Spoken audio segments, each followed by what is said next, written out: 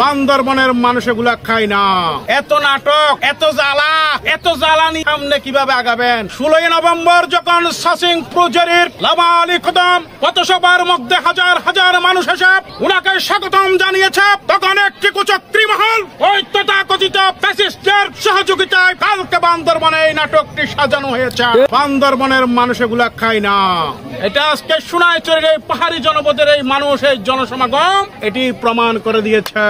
যারা বয়সের কথা বলেন, কম বয়স দিয়ে কি করবেন বলবো না। আমাদের বান্দরবনের মানুষ সাসিং প্রজেরির মধ্যে আস্থা। সাসিং প্রজেরিকে এই বান্দরবনের মানুষ আগামীতে বান্দরবন জেলার 300 নং আসনের সংসদ সদস্য বানিয়ে সংসদে পাঠাবে ইনশাআল্লাহ। নেতা যখন দানের শীষের মিছিল নিয়ে আমার বাসার সামনে দিয়ে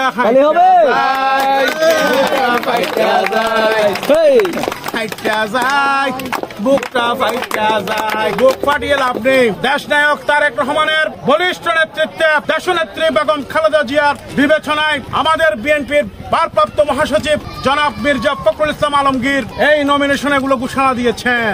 এগুলো উইথড্র করার কোনো সুযোগ নেই। কালকে সূর্য উঠবে যেরকম সত্যি, আমাদের নেতা বান্দরবনের গৌরব নির্মোহ জননেতা জনাব সাসিং প্রজেরি একমাত্র দানের শীষের কাণ্ডারি, এতে কোনো সন্দেহ না।